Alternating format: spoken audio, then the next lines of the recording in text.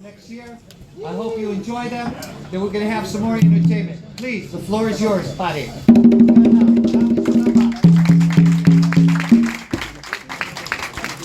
Good evening, everyone. My name is Ferdinand Torado. I am the instructor of PTK-SMF Peninsula. We represent the Pekiti-Tirsia Global Organization under Team Wade here in the San Francisco Bay. I guess I want to say happy anniversary to Eskabo Daan. Yeah. 6 years, right? 6 years here, so very awesome. Thank you for inviting us and giving us this opportunity to present our system to you. So, really quick, Pekiti-Tirsia Kali is the family combat system of the Tortal clan from Panay Island. The current headmaster is Rantuan Leo Kidahe. He's our instructor, Team Wade.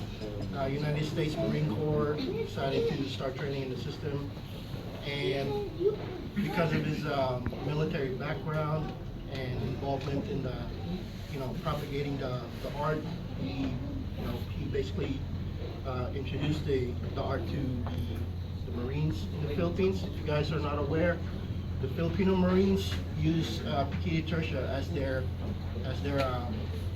close quarter combat system. And it became like the, I guess the military war fighting doctrine in the Philippines. So now everybody, all the military branches use it now.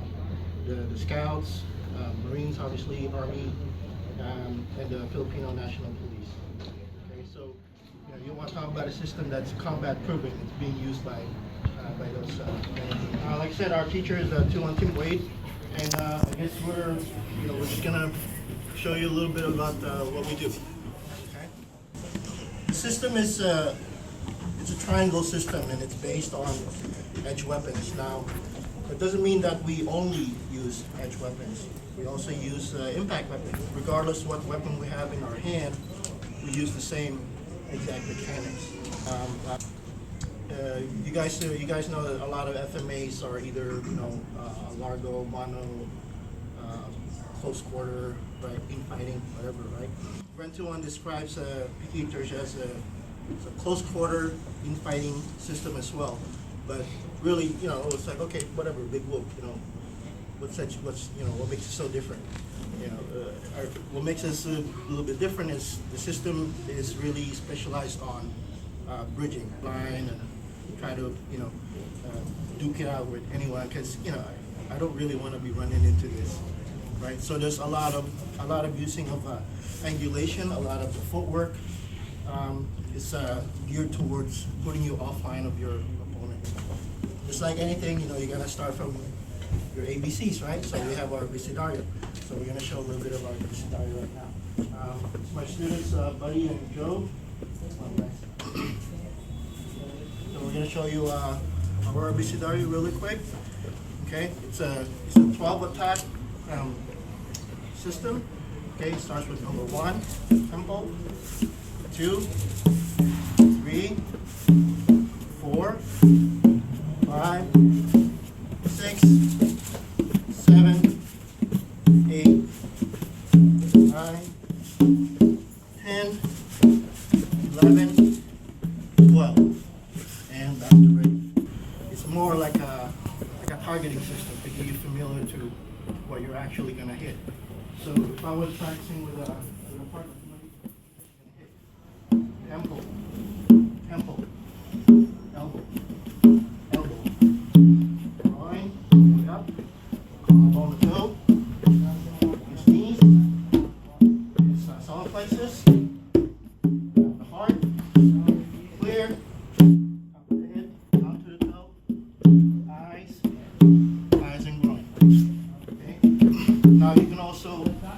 Walk around the target and map out other areas. So we're seeing 12 angles. I can see what else I can hit. Okay.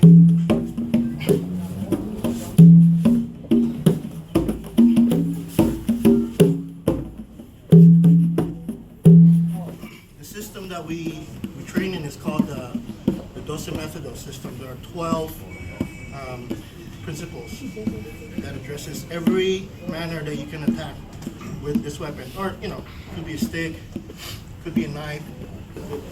The masters that you know, created the system are fully aware that combat is chaotic, right? But you cannot teach it like that in the beginning. You have to have a structure. So that's why we have all these individual components, right? And then finally, you know, you validate it. You do that by sparring, right? As I said, the Pekiti-Tirsia system is it's a bridging system, right? Now, what does that mean? That you know, that means when you're fighting someone, you know, you don't really typically stay in one range all the time, right?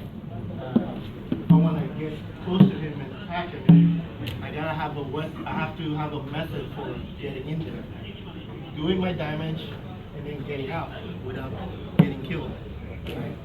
So, in 5 attacks, we teach people to employ what we call fluid,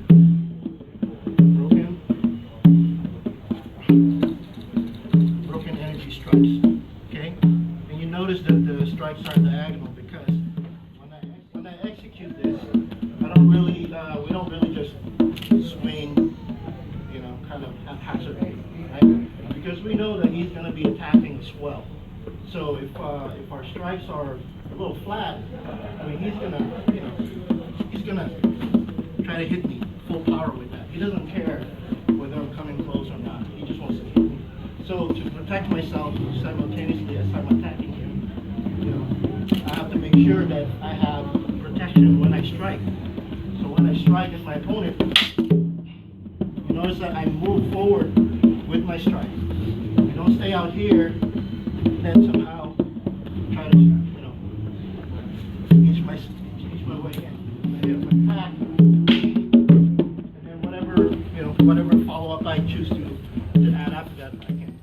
So one of the ways we train this particular method is in partner drills. In the beginning, we actually make contact so that students can get a sense of the beats and the distance. We start up close and then we range everything out, right? So you'll see a little bit of that. So right now, we're doing a distance, we're doing contact. Right? 1, 2, 3, 4. There's no footwork yet, right? Now we're going to add a little footwork. It's not very tactical, but it's just to get you to simultaneously learn how to strike and move your feet. So all we're going to do is just walk around each other.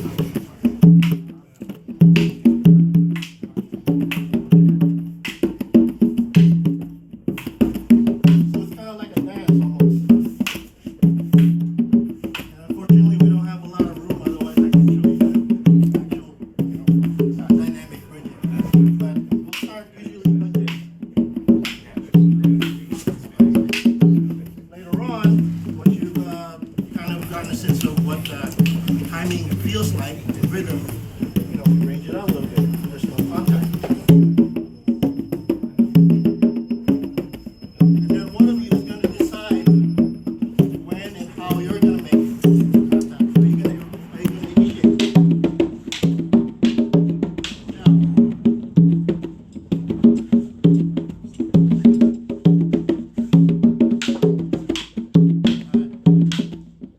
Slowly start to ramp it up.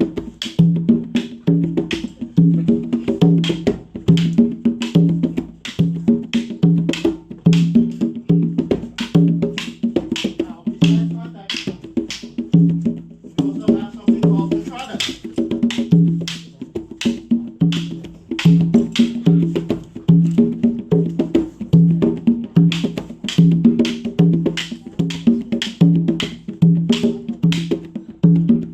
What entradas is basically, we know that weapons can either be towards the force or follow the force. It's all about, the timing, the energy of the strike, and obviously your range, right? We don't typically teach,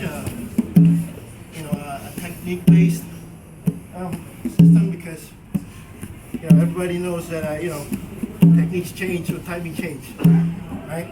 So you spend all day training techniques, but if you have no way of applying it within an appropriate range of time, it's really hard to execute it, right?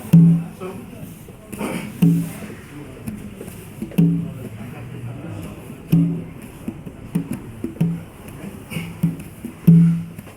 Buddy, I'm just going to flow around really quick. As you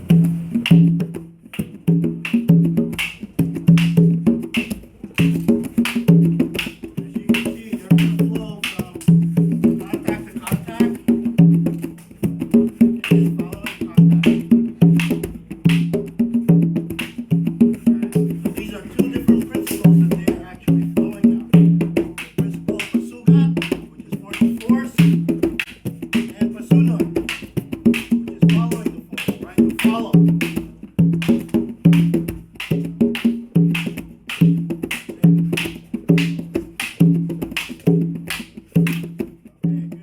Beginning, if you have nothing else, you at least get that, right? You have very basic knowledge of the footwork, basic knowledge of the energy of strikes and how it's delivered, and then as you continue training, you get introduced to the other principles. Now you learn it individually, and then later on you combine them to make a whole other drill or a whole other flow, right? I guess FMA is not generally known for forms or katas, right? Although a lot of systems use it. Pekiti-Tirsia is no different, but our forms are really short, as you can see. Abisidaria is only 12 movements. Our first counter-offense system, the four-wall, is just 10 movements, right? It's nothing fancy. Again, it's meant to teach you how to get out of the way and also set yourself up to be able to launch into a counter-offense, right? And notice I use the word counter-offense. There's no real, we don't use the word defense a whole lot, and we don't use the word block, because you can't really block anything with this type of weapon or your sword, right? I mean, it's pretty short. Somebody who's attacking me, I'm literally bracing for impact, right? But again, depending on how well trained or conditioned you are, you're either going to be able to successfully defend against that, or you're going to eat it. Right? So rather than gamble, we actually employ what we call counteroffensive maneuvering, meaning a lot of footwork, right? And you hear that a lot in FMA, but it's really, really an essential skill in Pekiti-Tirsia, because if you do not know how to order and move, then you're not effectively using the system, right? What it's teaching you. So if I'm dealing with an opponent, if he's striking at me, I'm not going to stay here and block that. I'm not going to stay here and try to block that. If I have proper training, I will know that if I see somebody try to execute a forehand strike, I would actually attack that strike. I'm not going to make contact with his weapon, but rather I'm going to cut his hands and follow through on that. Okay, and depending where I end up after that, I can come back here, or I can just take his head. Right?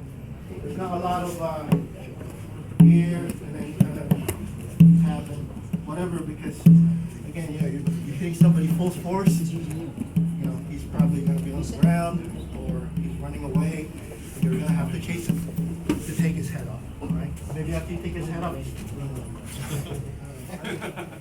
show you there's something we call Dako Pipunyo. Okay?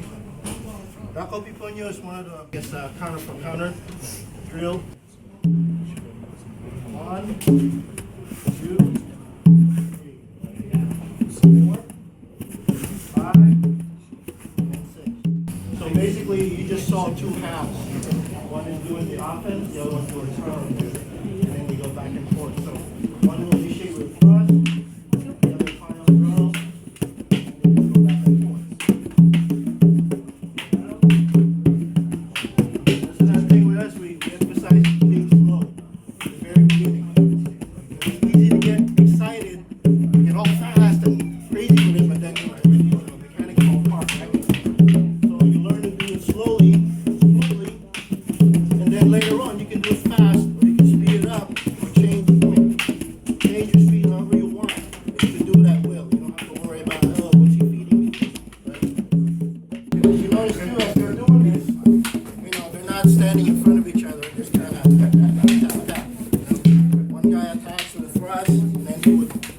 my staff